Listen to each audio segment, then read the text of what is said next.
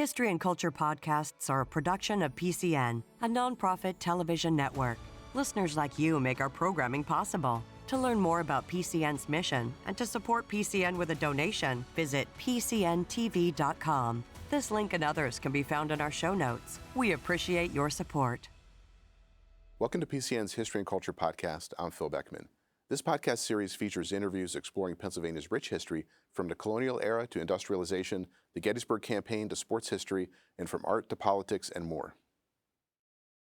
Our guest today is Jonathan Leidy. He is a museum associate with the Fort Pitt Museum. Jonathan, what does it mean to be a naturalist? To be a naturalist means that you kind of study everything as it pertains to nature. I mean, we have like very specific specialties today in like biology and physics and chemistry. And, some people even focus on like specific species of animals, like they're a specialist in like, say, African lions or something like that. But in the 18th century, a naturalist pretty much just studied everything as it pertained to nature. So, I mean, it's a very general discipline that just kind of covered everything as it pertained to nature. And it was this interesting blend of science and art, because they're not only studying the natural processes of like plants and animals and assessing like the physical terrain, but they're also writing travel logs and kind of having philosophical insights about the existence of life and stuff. So yeah, that's essentially the essence of being a naturalist. Who is considered America's first naturalist? So that is a great question. It is somewhat debated, I think, because there is John Bartram, but he has more of a focus on just botany. He looks at mainly just plants. But some people say that because of his expertise in botany, that he would be America's first naturalist. But his son, William, actually shows an interest in both plants and animals. And so some would consider that he was more of a naturalist than even his father was, because he has more of that broad view of nature, and he's also a very skilled artist. And so some of his drawings that exist today are still like very, very good examples of like natural history art. So some would say John, a good many I think would say William, but yeah, somewhat debated.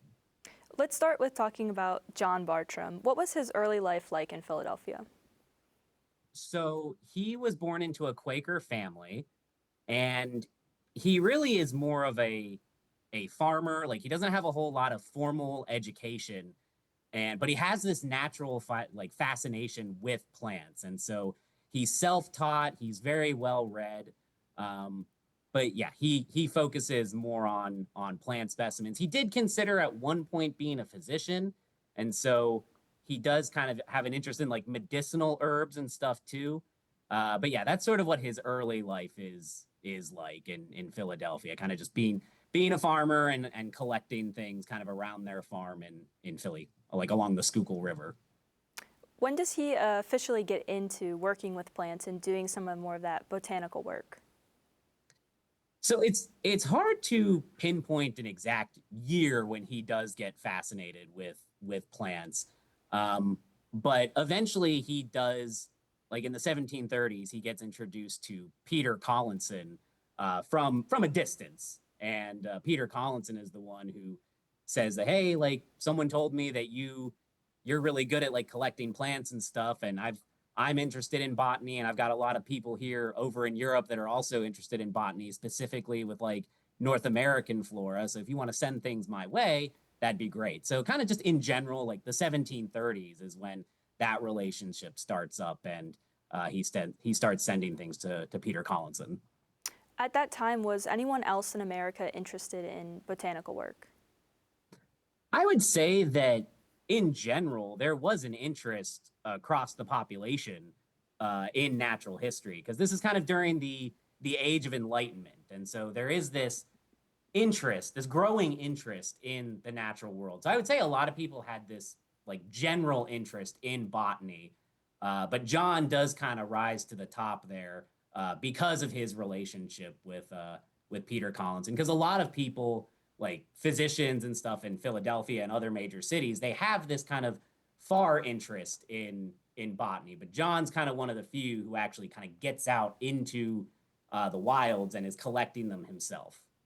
And eventually, Peter Collinson ends up going to King George and persuades him to name John the colonial botanist to the king. What does this mean? So that was huge for John Bartram. So that essentially means that he's getting royal recognition from the king for being the botanist. But that in turn means that he's essentially being called like the best botanist in America. And his job would include being the person who sends the specimens from North America to the king. And he gets a pension of 50 pounds a year. So that helps him kind of fund his collecting expeditions as well as elevates his social status here in the colonies.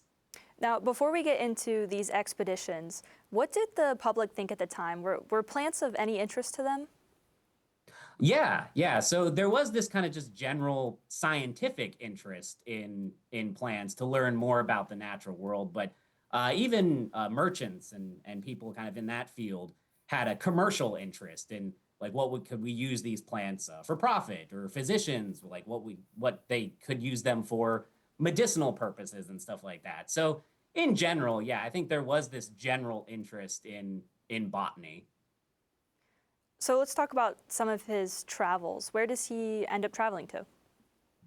So his initial travels were probably in Delaware, Maryland, Virginia, places that he could kind of easily get to from his farm there in Philadelphia. But eventually, he does go a little bit further. He goes to places like the New Jersey Pine Barrens, the Catskill Mountains in New York, throughout New England, even around the Great Lakes in southern Canada.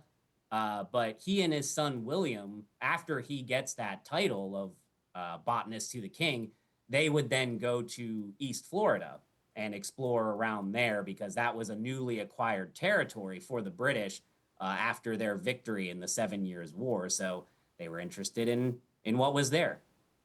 What exactly are they doing on these trips? So collecting specimens, definitely plant specimens, but on the ones that William accompanied him on, he's also observing the wildlife, and he's drawing some of these things, because John didn't really have too much of a gift of drawing, but William definitely did. So they're documenting these things, because a lot of these plants were previously unknown to Western science, and then they're sending these plants to wealthy patrons in Europe, again through that Peter Collinson connection. And they wanted those plants because they had an interest in botany and they had their own gardens. There was sort of this garden movement that was going through Europe at the time. And so wealthy Europeans wanted the most exotic plants in their gardens. And so, yeah, that's in essence what they were doing, collecting, documenting, identifying new plants and animals. Were there any significant discoveries that were made during these travels? I would say that their most significant discovery would have been for a plant called the Franklin tree. The Franklin tree was something that John and William discovered on their first trip to East Florida. But later, William would return to East Florida and actually get like a seed sample for it, because the first time it wasn't flowering when they discovered it. So they couldn't get a seed to bring back to Bartram Garden in Philadelphia. Live plants were very difficult to transport. And so the Franklin tree, though, hasn't been sighted in the wild, I think, since the 1790s. And so John and William are credited with saving that plant from extinction. And so all living descendants of the Franklin tree actually come from that one sample that John and William brought back, or William brought back from his expedition to East Florida. At the time, were these expeditions dangerous? Yes, considerably, because they didn't really know what was there at the time. And so you had extreme weather, difficult terrain, run-ins with the different flora and fauna. Some of the Native American tribes were hostile to European expansion. And so they had a lot to contend with. And John Bartram and William actually had a fear of lightning. And so again, that weather sometimes would keep them up at night. William also had a fear of alligators, so he mentions how that would keep him up at night when they were down in Florida. So yeah, it was dangerous work, but they loved nature, and so they persevered. So we talked a lot about John Bartram. Now let's shift and talk to his son, William. What was his early life like? So William was kind of shy. He was a son of John, second wife, and so he was shy. John was a little bit more social, um, but William did show an early interest in plant collecting. I think largely because of John taking him on some of these early expeditions, and even early on showed that early propensity for the drawing. But yeah, in general, he was more of a shy type. I think John was he wanted to make those social connections again with like Peter Collinson, and being able to get that title of botanist to the king was just like I think a huge high point for his life. But William again, he was more shy and tended to I think seek more solitude. Um, he loved just being alone in nature. Does John ever encourage William to pursue a career in botanical work like him? So no, surprisingly no. You would think that because John had actually managed to get a pretty successful career with his botanical work that he might have encouraged William to do the same thing, but it was very difficult to make a career as a botanist back in the 18th century. I mean, you pretty much either had to be independently wealthy to fund these expeditions on your own, or you had to have a wealthy patron to fund them. So it wasn't necessarily considered stable work. And I think what he wanted for his son was a more stable career. And so he did encourage him to go into other fields like being a printer or a merchant or a physician or a farmer like himself. But unfortunately, none of those things really took for William. William, he tried a couple of times to make it as a farmer, as a merchant, and nothing really stuck. I think eventually John realized that what William's passion was nature, and so he uses his social connections to kind of get William a wealthy patron in Europe, and funds William's expedition to East Florida from 1773 to 1777. Let's talk about what is some of the work that William does.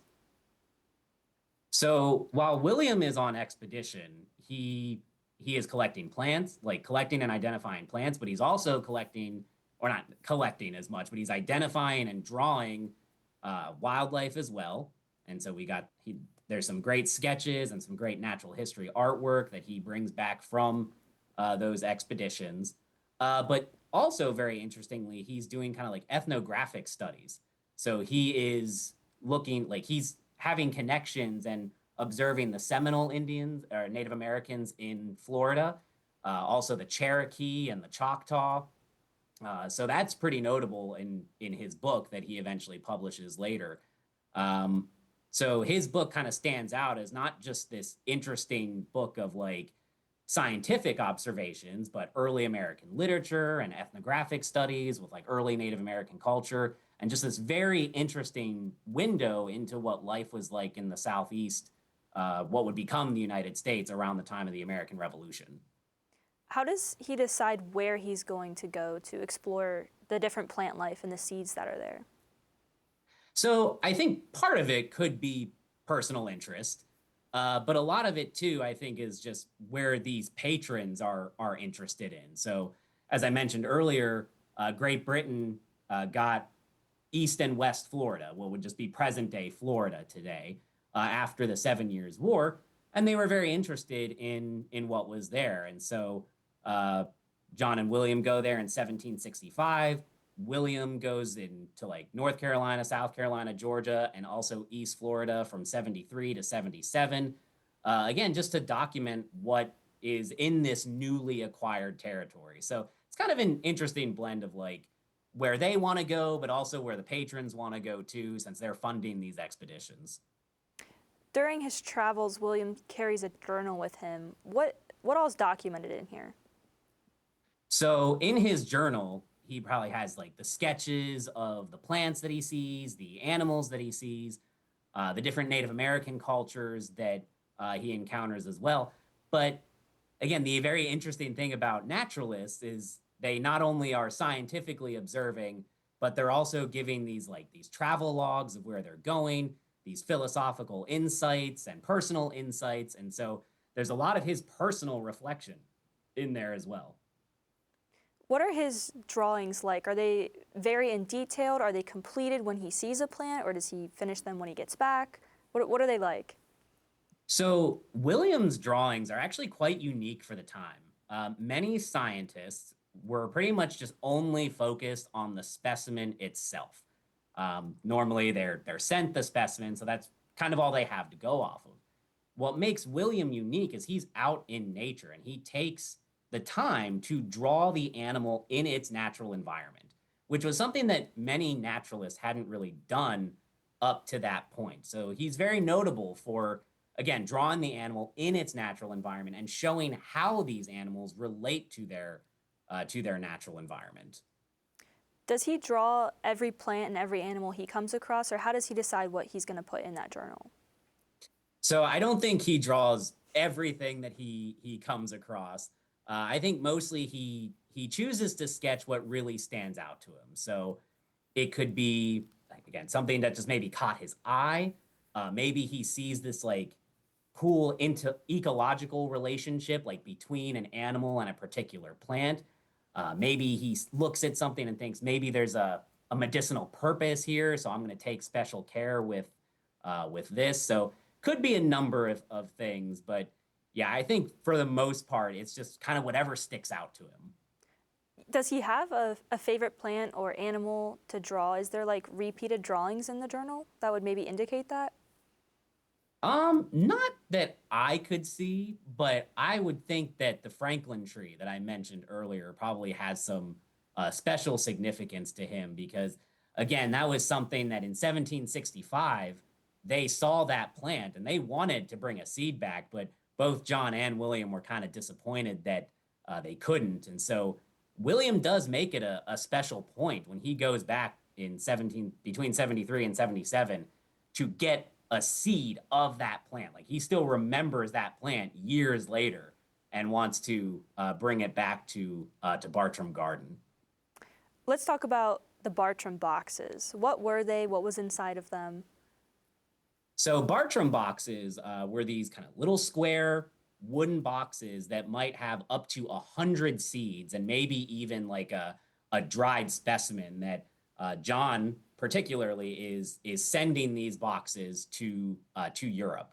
But again, we mentioned that relationship with Peter Collinson that he has, and Collinson is sort of that middleman that's connecting John with the wealthy patrons in Europe. And so the wealthy patrons would essentially go to Collinson and say, hey, I want North American flora for my garden.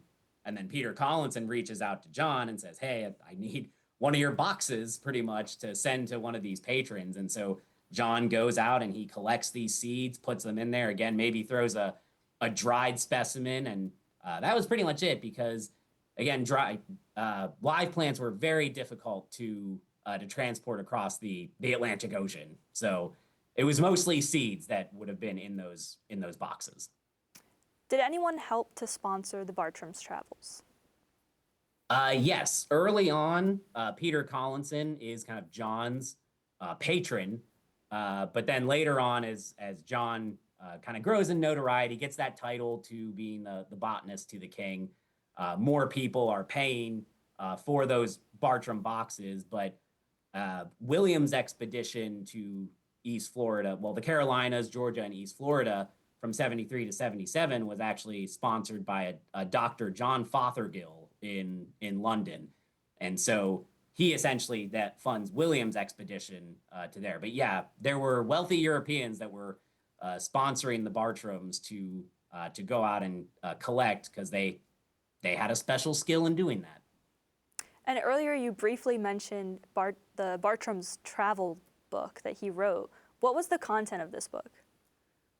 So Bartram's Travels was mostly, I guess you could argue, was a travel log, but it's filled with his descriptions of the plants that he sees, the animals that he sees, the Native American tribes that he encounters as well, um, and also philosophical insights and stuff like that.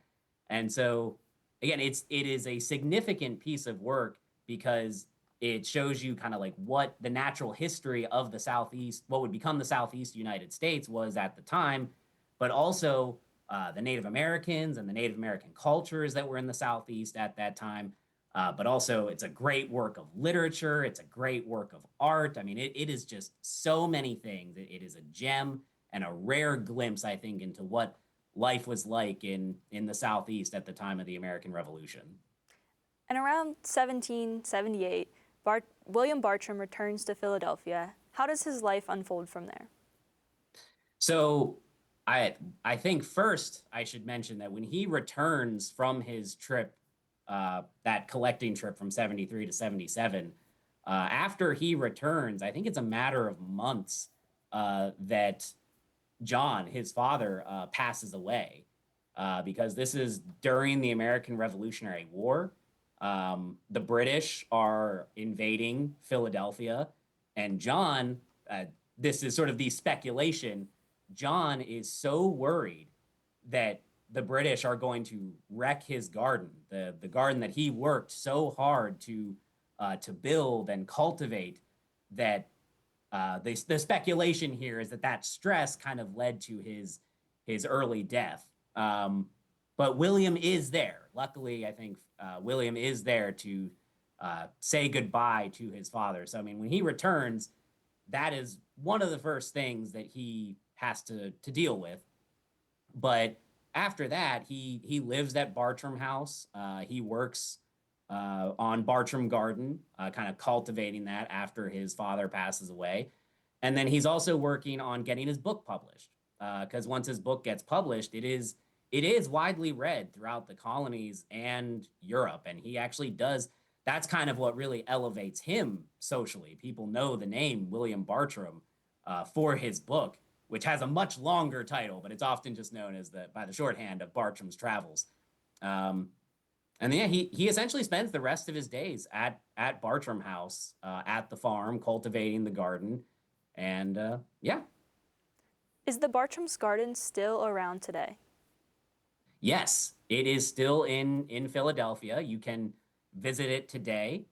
They have the Bartram House there. They have the historic gardens that features not just a lot of North American flora, but you'll see things from around the world too. It's also notable for having some good recreational things too. It's got the only access to the tidal Schuylkill River wetlands, and so you can kayak there and stuff. So kind of sounds like it would be a fun day to spend a day. What lasting impact does the Bartram's work have on the world today and botany as a whole? So John Bartram, I think his legacy is he gets to be known as the father of American botany.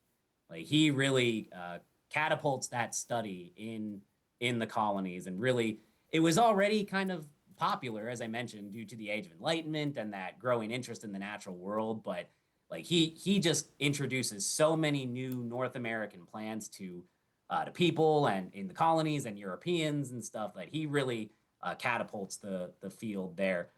We mentioned Bartram's Garden. It's still around today. That's certainly a lasting legacy for him as well. He and William worked very hard to cultivate that and make sure that it would stand, I think, the test of time. But William, his book, Bartram's Travel, I think is his lasting legacy too. Again, just that very interesting travel log combined with the science and the art and just giving that rare window into what life was like during that time period.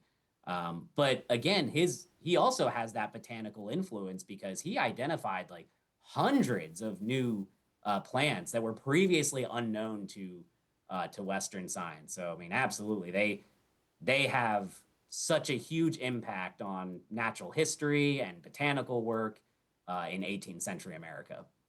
Now, for the last question, I just wanted to talk about, how did you get interested in the work and the lives of John and William Bartram? So my personal interest comes more from I totally pace with the idea of the naturalist and natural history. I have a very general interest in just nature as a whole, but I love both science and art. So I love the fact that it is this blend of science and art, and they go to these exotic places and travel. So again, love the science, love the artwork, love the exotic places they go. It's just, naturalists really just kind of have everything that that I'm interested in. And I specifically got interested in John and William Bartram because when you look at natural history, kind of take a step back and look at the discipline more generally, many of those 18th century naturalists are from Europe and they're going all over the world. And it's still very interesting. It's very fascinating. But I love that John and William Bartram are kind of like America's first homegrown naturalists. And they're doing it in a time when natural history is very big in Europe. So to have two colonists essentially kind of get elevated to in that field of natural history to be seen as on par even with the naturalists of Europe is very cool. I mean, Carl Linnaeus, who we get the kind of Linnaean taxonomy from, like the domestic cat, like Felis catus, like that sort of Latin sounding name that comes from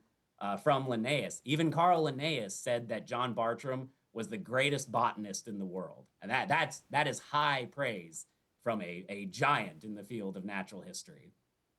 We've been speaking with Jonathan Lady, a museum associate with the Fort Pitt Museum. Thank you for your time today. Thank you. Listeners like you make PCN programming possible. Full episodes of PCN's history and culture content, like the interview you just heard, are available to stream with the PCN Select app. Explore other documentary programs, event coverage, and a lot more. To learn more about PCN's mission and to support PCN with a donation, visit PCNTV.com. This link and others can be found in our show notes. We appreciate your support.